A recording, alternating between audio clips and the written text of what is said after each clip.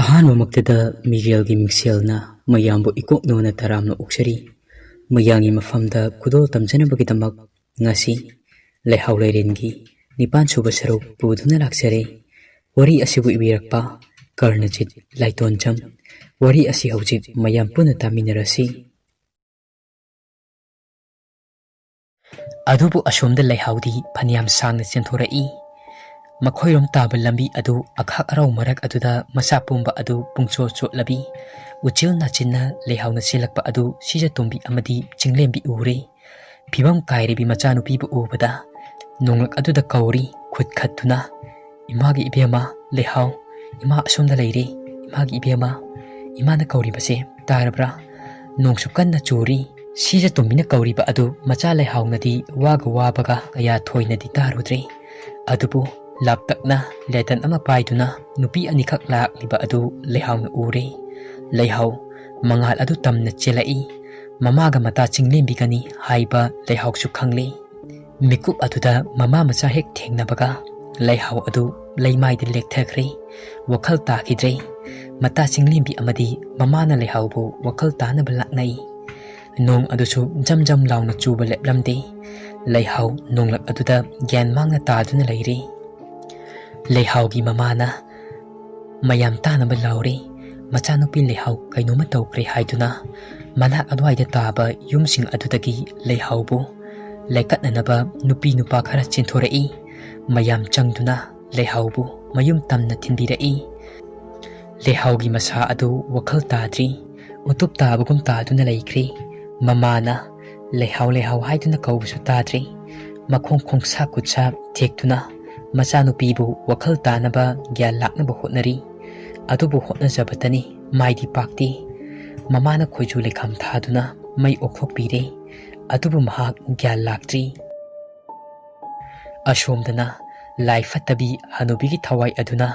ꯂꯩꯍꯥꯎꯕꯨ ꯀꯣꯏꯊꯤ ꯊꯤꯕꯗ ꯐꯪꯈꯤꯗ꯭ꯔꯦ꯫ ꯂꯥꯏ ꯐꯠꯇꯕꯤ ꯍꯅꯨꯕꯤ ꯑꯗꯨ ꯃꯊ꯭ꯋꯥꯏ ꯆꯥꯛꯅ ꯂꯩꯍꯥꯎ ꯍꯣꯏꯒꯤ ꯊꯣꯡꯒꯥꯜ ꯃꯄꯥ ꯑꯗꯨꯗꯒꯤ ꯁꯃꯥꯏ ꯂꯩꯗꯨꯅ ꯍꯟꯈ꯭ꯔꯦ꯫ ꯑꯗꯨꯕꯨ ꯍꯪꯕ ꯌꯥꯕ ꯋꯥꯐꯝꯅꯤ꯫ ꯅꯍꯥꯟ ꯃꯈꯩꯗꯤ ꯃꯤꯒꯤ ꯁꯨꯃꯥꯡ ꯃꯇꯣꯟ ꯌꯦꯅꯈꯥ ꯂꯨꯈꯥꯗ ꯆꯪꯗꯨꯅ ꯃꯤꯕꯨ ꯀꯤꯍꯟꯕ ꯈꯪꯍꯟꯕ ꯇꯝꯅꯕ ꯉꯝꯂꯒ ꯉꯁꯤꯅ ꯀꯔꯤꯒꯤ ꯂꯩꯍꯥꯎ ꯍꯣꯏꯒꯤ ꯊꯣꯡꯒꯥꯜ ꯃꯄꯥ ꯑꯗꯨꯗꯒꯤ ꯁꯃꯥꯏ ꯂꯩꯗꯨꯅ ꯍꯟꯈ꯭ꯔꯤꯕ? ꯍꯪꯕ ꯌꯥꯕ ꯋꯥꯍꯪꯅꯤ꯫ ꯅꯣꯡꯅ ꯖꯝ ꯖꯝ ꯆꯨꯕꯒ ꯂꯩꯔꯦꯟꯒꯤ ꯊꯋꯥꯏ ꯁꯃꯥꯏ ꯂꯩꯗꯨꯅ ꯅꯤꯡꯉꯝꯗꯅ ꯍꯟꯈ꯭ꯔꯦ꯫ ꯑꯗꯨꯒ ꯂꯝꯂꯣꯡ 3 ꯐꯥꯡꯕ ꯃꯄꯥ ꯑꯗꯨꯗ ꯊꯋꯥꯏ ꯑꯗꯨ ꯃꯥꯡꯈ꯭ꯔꯦ꯫ ꯅꯣꯡꯂꯛ ꯑꯗꯨꯗ ꯂꯩꯀꯥꯏ ꯑꯗꯨꯒꯤ ꯃꯥꯏꯕ ꯑꯃ ꯀꯧꯔꯨꯔꯦ꯫ ꯑꯗꯨꯒ ꯂꯩꯍꯥꯎꯒꯤ ꯈꯨꯗꯥꯡ ꯑꯗꯨ ꯄꯥꯏꯗꯨꯅ ꯃꯤꯍꯨꯜ ꯌꯦꯡꯍꯜꯂꯤ꯫ ꯃꯥꯏꯕ ꯑꯗꯨꯅ ꯂꯩꯍꯥꯎ ꯂꯥꯏ ꯐꯠꯇꯕ ꯂꯥꯏ ꯑꯣꯛꯅꯔꯦ, ꯇꯤꯟꯃꯨ ꯂꯥꯏꯃꯨ ꯑꯣꯛꯅꯔꯦ, ꯂꯥꯏ ꯇꯤꯟ ꯈꯣꯏꯔꯝꯗꯕ ꯌꯥꯔꯣꯏ ꯑꯁꯤ ꯍꯥꯏꯗꯨꯅ ꯍꯥꯏꯔꯛꯏ꯫ ꯅꯣꯡꯂꯛ ꯑꯗꯨꯗ ꯃꯌꯥꯝ ꯑꯗꯨ ꯂꯥꯏ ꯈꯣꯏꯔꯝꯅꯕ ꯄꯣꯠꯆꯩ ꯂꯥꯡꯏ꯫ ꯃꯇꯝꯁꯨ ꯇꯞꯅ ꯇꯞꯅ ꯑꯁꯨꯝ ꯊꯦꯡꯖꯤꯜꯂꯛꯏ꯫ ꯀꯟꯅ ꯆꯨꯔꯤꯕ ꯊꯋꯥꯟꯒꯤ ꯃꯩꯇꯠꯄꯤ ꯅꯣꯡꯆꯨꯜꯂꯛ ꯑꯗꯨꯗ ꯃꯥꯏꯕ ꯑꯗꯨ ꯅꯣꯡꯅ ꯄꯨꯡꯆꯣꯠ ꯆꯣꯠꯂꯕꯁꯨ ꯂꯥꯏ ꯈꯣꯏꯔꯝꯂꯦ꯫ ꯃꯥꯏꯕ ꯑꯗꯨꯅ ꯑꯗꯨꯝꯅ ꯂꯥꯏ ꯈꯣꯏꯔꯝꯕ ꯑꯗꯨꯗꯒꯤ ꯂꯩꯍꯥꯎꯁꯨ ꯋꯥꯈꯜ ꯇꯥꯔꯦ꯫ ꯂꯩꯍꯥꯎ ꯃꯔꯩ ꯇꯠ ꯇꯧꯗꯨꯅ ꯃꯍꯥꯛꯅ ꯀꯥꯡ ꯁꯥꯟꯅꯕ ꯍꯜꯂꯛꯄꯗ ꯊꯦꯡꯅꯈꯤꯕ ꯊꯧꯗꯣꯛꯁꯤꯡ ꯑꯗꯨ ꯃꯃꯥꯗ ꯍꯥꯏꯈꯤ꯫ ꯁꯤꯖꯇꯣꯝꯕꯤ ꯃꯆꯥꯅ ꯍꯥꯏꯔꯤꯕ ꯋꯥꯔꯤꯁꯤꯡ ꯑꯗꯨ ꯇꯥꯔꯒ ꯂꯋꯥꯏ ꯂꯨꯇꯣꯟ ꯁꯥꯠꯂꯤ꯫ ꯃꯌꯥꯝ ꯑꯗꯨꯁꯨ ꯂꯩꯍꯥꯎꯅ ꯋꯥꯈꯜ ꯇꯥꯔꯛꯄ ꯑꯗꯨꯗ ꯅꯣꯡꯂꯛ ꯑꯗꯨꯗ ꯃꯥꯒꯤ ꯃꯌꯨꯝꯗ ꯍꯟꯅꯈ꯭ꯔꯦ꯫ ꯆꯤꯡꯂꯦꯝꯕꯤꯁꯨ ꯆꯠꯈ꯭ꯔꯦ꯫ ꯉꯁꯤꯗꯤ ꯂꯩꯍꯥꯎ ꯃꯃꯥꯒ ꯄꯨꯟꯅ ꯃꯃꯥꯒꯤ ꯀꯥꯗ ꯐꯃꯨꯡ ꯑꯃꯗ ꯄꯨꯟꯅ ꯇꯨꯝꯃꯤꯟꯅꯔꯦ꯫ ꯅꯣꯡꯖꯨꯒꯤ ꯇꯟꯊꯥꯗ ꯂꯩꯍꯥꯎꯗꯤ ꯇꯨꯝꯊꯈ꯭ꯔꯦ ꯋꯥꯃꯟꯕꯅ꯫ ꯁꯤꯖꯇꯣꯝꯕꯤ ꯃꯆꯥꯅ ꯆꯥꯛ ꯆꯥꯗꯅ ꯅꯨꯃꯤꯗꯥꯡ ꯇꯨꯝꯈꯤꯕ ꯑꯗꯨꯗ ꯋꯥꯈꯜ ꯅꯨꯡꯉꯥꯏꯇ꯭ꯔꯦ꯫ ꯁꯤꯖꯇꯣꯝꯕꯤꯗꯤ ꯇꯨꯝꯊꯕ ꯌꯥꯗ꯭ꯔꯦ꯫ ꯃꯆꯥꯒꯤ ꯃꯐꯝꯗ ꯃꯇꯝ ꯀꯌꯥꯗꯒꯤ ꯂꯣꯠꯇꯨꯅ ꯊꯝꯂꯛꯄ ꯋꯥꯐꯝ ꯑꯗꯨ ꯍꯌꯦꯡ ꯅꯣꯡꯉꯥꯜꯂꯛꯄꯗ ꯍꯥꯏꯔꯒꯦ ꯍꯥꯏꯗꯨꯅ ꯂꯦꯞꯂꯦ꯫ ꯂꯩꯍꯥꯎ ꯃꯤꯀꯞ ꯊꯣꯛꯂꯛꯏ꯫ ꯃꯃꯥ ꯁꯤꯖꯇꯣꯝꯕꯤ ꯆꯥꯛ ꯊꯣꯡꯗꯨꯅ ꯂꯩꯔꯝꯃꯤ꯫ ꯉꯔꯥꯡ ꯅꯨꯃꯤꯗꯥꯡ ꯃꯆꯥꯅ ꯆꯔꯥ ꯍꯦꯟꯈꯤꯕ ꯑꯗꯨꯗ ꯑꯌꯨꯛ ꯉꯟꯅ ꯍꯧꯒꯠꯇꯨꯅ ꯃꯆꯥꯅ ꯆꯥꯕ ꯌꯥꯅꯕ ꯍꯥꯏꯗꯨꯅ ꯊꯧꯔꯥꯡ ꯇꯧꯖꯕꯅꯤ꯫ ꯂꯩꯍꯥꯎ ꯃꯆꯤꯟ ꯃꯌꯥ ꯁꯦꯡꯂꯨꯔꯦ꯫ ꯑꯗꯨꯒ ꯏꯔꯨ ꯃꯥꯏꯊꯖꯔꯦ꯫ ꯃꯁꯥ ꯁꯦꯡꯕ ꯂꯣꯏꯔꯒ ꯆꯥꯛ ꯆꯥꯃꯤꯟꯅꯔꯦ ꯃꯃꯥꯒ ꯄꯨꯟꯅ ꯍꯥꯎꯕ ꯍꯥꯎꯇꯕ ꯊꯤꯗꯅ꯫ ꯆꯥꯛ ꯇꯣꯛꯂꯛꯄ ꯑꯗꯨꯋꯥꯏꯗ ꯃꯃꯥ ꯃꯆꯥ ꯃꯪꯒꯣꯟꯒꯤ ꯀꯥꯆꯤꯟ ꯑꯃꯗ ꯄꯨꯟꯅ ꯐꯝꯃꯤꯟꯅꯔꯦ꯫ ꯑꯗꯨꯒ ꯂꯩꯍꯥꯎꯒꯤ ꯃꯐꯝꯗ ꯍꯧꯈꯤꯕ ꯄꯨꯟꯁꯤꯒꯤ ꯋꯥꯔꯤ ꯑꯃ ꯂꯤꯔꯛꯏ꯫ ꯁꯤꯖꯇꯣꯝꯕꯤꯅ, "ꯏꯃꯥꯒꯤ ꯏꯕꯦꯝꯃ ꯂꯩꯍꯥꯎ, ꯏꯃꯥ ꯉꯁꯤꯗꯤ ꯅꯪꯒꯤ ꯅꯐꯝꯗ nangna angang oiringaigi punsi wari ama tirake wari asi munna taw ngasi aina ligadoriba wari asiga hauzik nangi punsida thengnariba angakpa kiningai oireba thawdoksing asigi haurakfam wari wakhong aduni ngasi imana nangi mafamda ligadoriba asi leihao asuk kuiraba sanglaba sahi kaya asi mahagi mamana asumna khak haidri mamana adumna hairakpa aduda munna tari sija tumina hairei haukiba punsigi thawdok adugi wari liba horai ngasidagi sahi kunmuki mamangi warini sija tumbi makota polang macha ama pairaga ingkhol matonda hauba langthrei matol adu heklaga lai katki haiduna tawri khon khara thirapna imung adudagi lairen thoklaki manam ipon ponna makhwang ikon konna poknadi pungau ngawi kanagi ayaba yauraga langthrei maton adubo heklino hekpa tarabasu aingonda hairambadi yaidana leiren ai hingningaida nakhoina tawningba tawba yaroi ai ama ichau chauna leiringaida sija tumbina makutna pairiba polang macha adu leirenna tap launa pairaga langthorai sija tumbi waga amata ngangba ngamjadi manim leirengi sarai lang aduda nanthokduna chatpa ngamjadi sija tumbina hairei ima madugidamak nachabu ngakpiyu matungda imagi ayaba yauraga thabak aduda tawjagi leirena sija tumbibu khana yengumlaga imunglomda changkhre sija tumbigi manembok leiren naha oiringaida masak phajabada yairipok maikai aduda maming chatli mayum haira nupa amatada chaning tana pande phijol hongbugum sen paiba ina kaira khunba nipa khanduna mayum pali asida sunatana anamba matamda masagi oijaba kanaba thiduna nipa khuding khoi chopi mahakna hek pamjaba asi atombi oibani aduga mapa tinadaba macha kaya sija tumbigi nupagi mapa magi na makupok leirengi tare chuba nupani naha oiringai marai haigatingai mana kanabusu kirudi sak phajabada mapa leitabi mahaki langda thudaba yaude sareng khoi chopi hairaga khangnei sija tumbigi makubok chauren lanthum leibada ina kaira khunbada maming chatli migi imong manung thugairaga namlei lesinkhibani adubu masadi yaukhidi chaurengi nupi ahalna poklamba machanupa shubhoni sija tumbigi nipa asi hek pokpa masa makti natana yonglei melai nairami migi laisiramba lanthum ingkhol yonduna kai duna sai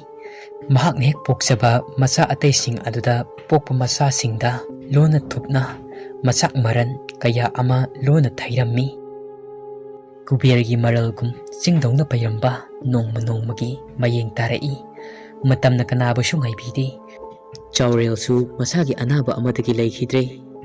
leiren maning tamna palhawi chaning bada cha sitning bada set ahal matam oiraklabasu mamit mana choiba leplamde machil maire kotha nupa amata uba yade kai hanubi mayek mangdabini anamba matamda mahaki ka manung aduda murum somduna leikalli mapal kaya thokande nongmagi numitni mamong nupi sija tumbibu mahaki ka aduda kaushelli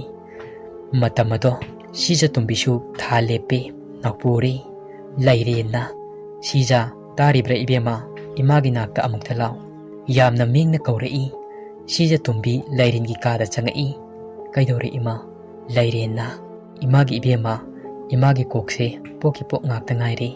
nakhogi samsangnaba amubado laibra lairabadi ima su khara sangi sija tumbina hairei laitiya adudi ima ado imana sangba pamlagadi nasanupada thabak satpada lehalagi leiren mamong nupina adumna leiti haiba aduda kharadi sauningba poi aduga amuk mamong nupi aduda mamit adu laukthok khoi chauduna yengi aduga machil maya adrakraksi sija tumbisu leirengi ka adudagi thoglai numit adudagi leirengi ka da hek changlubadagi sija tumbi numidang wairam aduda mabuk lengba thinba horai poknung aduda leiriba mapung phadriba angang adu sire matam khara haukhre sija tumbi mirole amuk angang adu mamagi poknungda leikidre sija tumbi ningba kairi mamita macha ama phauba uba phanglaroi mama haibado oiba phanglaroi haina khalubada mahak itattatna angang oiba ngamdre manau nupi nongpok sikmaida ohungbi ahingbi hoida laammi waraklaba matamda wa tanaba chatli masigi awaba yengba ngamdraduna maikai adomda leibi maibi thagoida masigi damak laitin khoiramba laammi thagoina hairi ahingbi lakminariba asi nangi hek pukminabra ahingbi na amuk khumai hoi aigi pukminaba isene kaidoba yaurage ima maibi thagoina mayam na aruba kudong thiningai oiba fibam amada leire hingba siba anigi marakta nasi ase phara phara haire sagan nama amana ahingba na pairaga chingi sagan nama amana asiba na pairaga chingi walan kaya ngangandabi maibi thagoi gi wa adu tabada akiba phawi sija tumbi mitludagi mapi arep akham leitana chenthaba horei ningba kaibgi chainana yomlaba masing khangdraba minok maisa aduga ngasina mafum asida yauraklaba matam asida nungaiba pau machet ama fauba takhidre ayingbina amuk hairi imana amukta ayat apansing ase amukta yetanaba khaidokpiyo ima kaidoroga fani haiba ado takpiyo thagoina hairi ibema nangna laiba napuroibagi yum aduda lairiba makai nang mironba sungam ngamloi sija tumbina amuk hairi madugi maramdi ima thagoina nangi nani pokse araiba icham chamba nupi natte ahal matam oiraklabasu magi fattaba mana chajatti hongdokpa ngamde mahak imung aduda laitin sanai masagi haijabi fattaba mahi kaya amasu hai nang hek thalepi khangbada nangi puknung aduda lairiba angang adubu mana hingta thatpani chapu ahingba amagi manungda lang ahingbana taaduna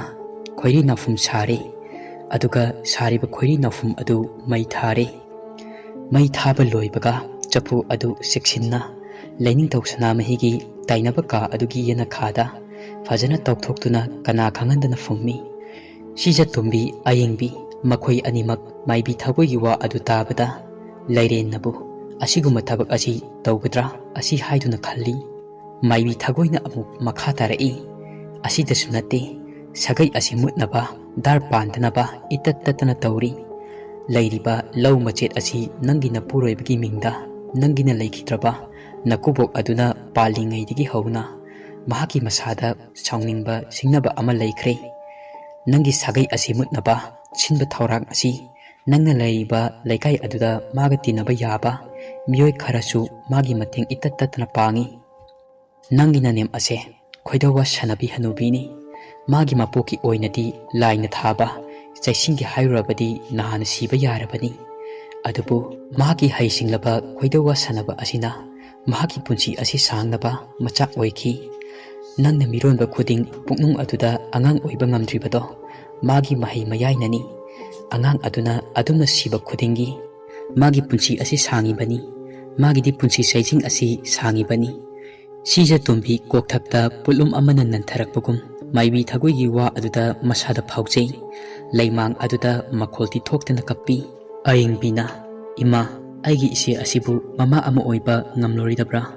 mamita macha amatadi ima maibina unanaba hotnabiyu thagoina ibema mahak mama ama oiba ngambagi pankhei adudagiti lanthoktri adubu mamita macha nupa ama faubadi uba phanglaroi handak mapok asigiti sija tumbina kaptuna hairi ima nasabu amuktadi piran mamai sumhanbiyo isa piba pokpa ngamdrabasu isa ningol amata oirabasu pibiyo thagoina amuk hairi nahakna apambado aina soidana ningba thungangani ai wafum khara haigi aina ngasi haigadariba wafumsing ase nahakna ngakna chatlu nahak mafum asida haibadi aigi asida laami haibase nangina puroibada fauba khanganba sungya yaroi aduga nangina nembok aduna asima chau asima thau haibada nahak thakpa chaba yade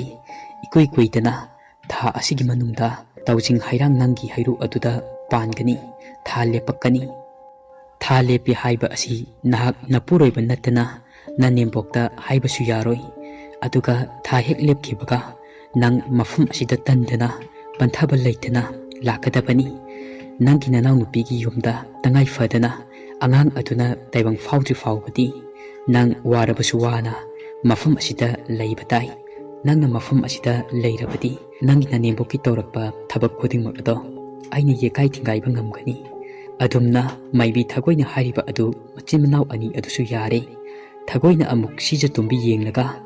fitup ama pirai aduga hairai imagi ibema se ngasi imana nangi nafamda piriba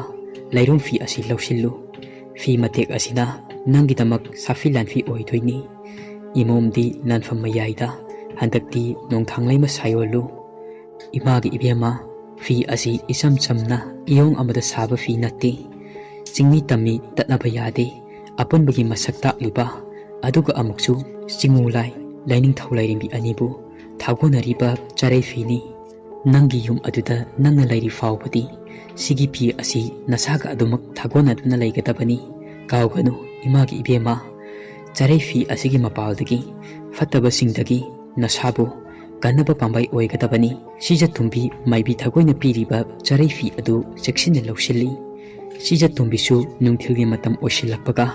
yairi pok maikai pangkrei nongmagi numitni sija tumbi cheng khaptuna lei mangol aduda cheng adu khapna khapna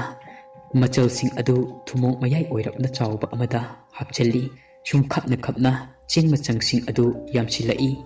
sing adu yamalle haituna thumok adu pairaga singphuda haijingi haituna chakhumlomda changai nahan makhaidi anama matamda Leiren magi ka adu thonglolaga talaibani adu bungasidi mahak kaure nungthil talak aduda sija tumbi sing haijingi haiduna chaksangda changlakpa aduga magi ka gi thong adugi mapada hek lalakpaga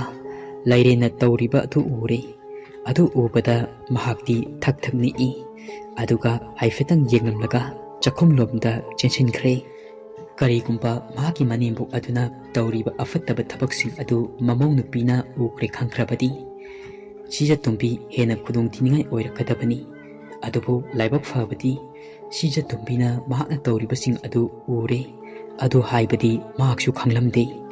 sija tumbi haujikta mamina ukiba adu mangla thaibangla asi haiduna masa mathanta hangjari masa adu nikba phatri singphu adugi kachinda tuminda tachinduna makhol tokna kappi onthokna su phatidako ima nangsi almadam oiraklasi phauba nasakita khanba haujik phauba pukchel phatidako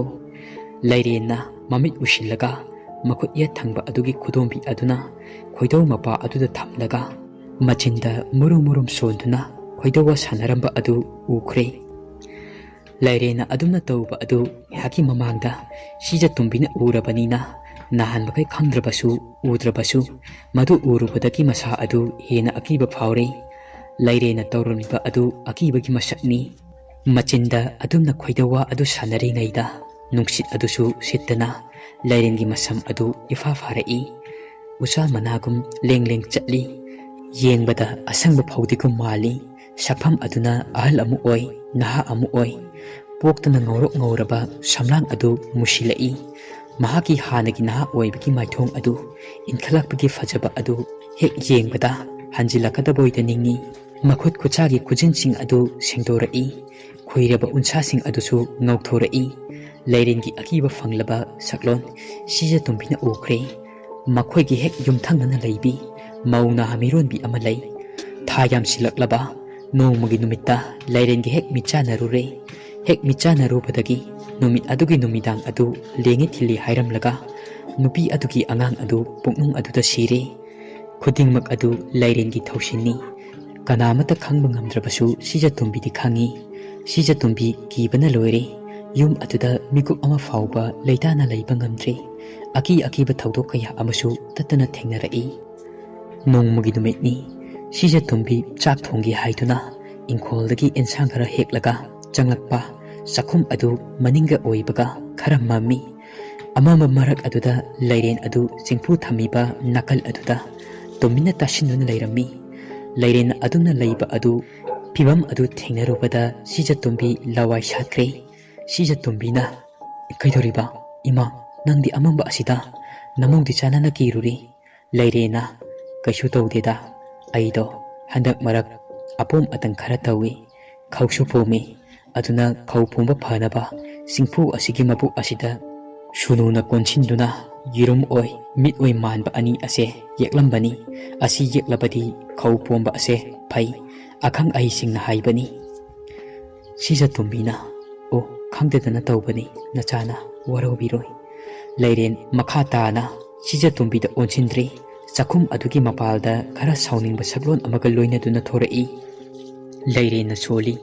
hikna ngodeda mathwai Meerel singse thadok thajin sanage haibabu Leiren na machinda soliba adu sija tumbisu tahore madi adumna mani fatabi aduna haiba adu darubadagi masa adu hena mipai thabai ba hore matamnadi asum hauki sija tumbi tha anigi matungda mera thada tha lepe khangbadagi mahaki nupada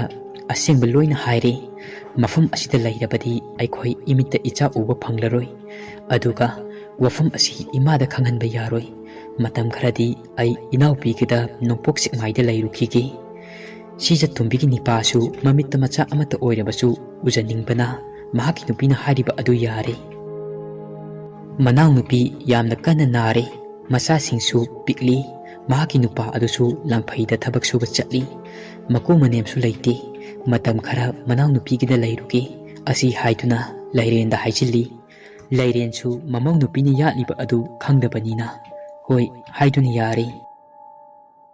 sija tumbibu numit thabal aphaba ama yenglaga mapuroibana yairipuk maikai taana nongmugi numitta thilaklami Sija tumbi nongmugi haukibana tha ahumdagi tha maridagi manga hairakle mahapu maibi thagoina kupna senari angang aduna tekta kaidana taibang mangphawrak haiduna asomdana mamong nupina kuina manang nupigida chatkhiba adu kusilakpa aduda chingnaba phawrai Leiren tafam chafam ama khanglaktre macha nupada hanglurabasu ithi nuwaina khumlakte wa thaidoknaba adumak hotnarai khumningtabagum Leirengi masa adu chingnaba helai karigumba wafam amadi lotuna macha mamau arina magi mafamda lotuna thamle haiba asi khangai Leiren machilda kangdrabasu mapukningda thakka ole ngarangi ngakha makhoinasu ngaril haujaba sari nakhoina thamliba aropado aina soidana khangba ngamnaba thabak tauge aigi mayukta thabak toramlaba nakhoi ani aina lemna amata tharoi ai Leiren tha sidarakpa ngaiduna leikre tha sidarakpa matamse ayamba Leiren lai sanai Leiren tha sigi ahing nongyai jabuk chapchana michik miracle tadraba ahing aduda mathanta masamana iphapha makhoi chakhum maning ingkhol adugisu maning yenthau horiba parengi manak aduaida fida ama thaduna makokta fi amuba kokshit ama yetli ngaktana fi amuba ama yan yenthau makhong aduda mamit usinduna lei yenthau matonching adu matomta fere haiba horai yenthau marak adudagi musuk muba laimu ama thorai laimu adu hek thoklakpaga angang nupa macha amagum wangi laimu adugi chakthak adu tamle Leiren makuta khongchai napi khara pairaga laimu aduna lepliba mapa aduda thammi mamit adu jejetna usinkhre laimu aduna amuk Leirengi masada changkhre Leirengi masada aduna changkhraba matamdadi Leirengi mamit adu uba phangle sija tumbi tha lepe garba pore haiba asi tha manga mapung chapchana phare haiba Leiren mamit pangthorai Leirengi masa adudagi laimu adu thorai aduga laimu adu yenthau horiba marak aduda mangkre Leiren imung aduda changai mahaki ka aduda asauba amaga loinana tumthaba yadre aibu kanana ahal oire hairibano ai ahal oidri matam amagi Leiren na chahi chama punchitana kanana punchigani luanguru punchiba hairiba adudagi aina hena sangna hingani asuk nungaireba taibang pan asibu kaidogi thadoktuna satkani fai yengudana haujik naronda ai khangandana lona thupna thabak tawki nakhoi ani sem saro Leirengi lainam nongpok sekmai tana silala age handaki matang sidadi Leiren soidan ngamgani Leirendi pokpadagi maithi ba haibado karino khanglaktri ahing adu asum haukre asum dana ayuk sak chaba toktuna Sija tumbi haijrang ama paiduna haisagi haiduna hainingjom adu soiba horai kadom dakino khangaude sija tumbi mamit mana soiba sunati khangaudana kucha adu thaukraba haijang aduki mayana leli kucha adudagi angangba ikhengdana areba kham leitre pakatuna manau nupibu kawi I adudi lepa khamba leite maibi thagoibu mi thaduna kaurure maibi thagoina tera paibi manada sholaga I thokliba mafam aduda thomi adumna tawbadagi toklamba I adu khaple ashomdana lairena khoirun saba mitam amada yetum amana thilamba adu yetum adu khoiru adudagi tarai lairen khudakta khangi mahaki thabak thawong amada kanagumbi amana ayet papire haiba asi mahaksu khangli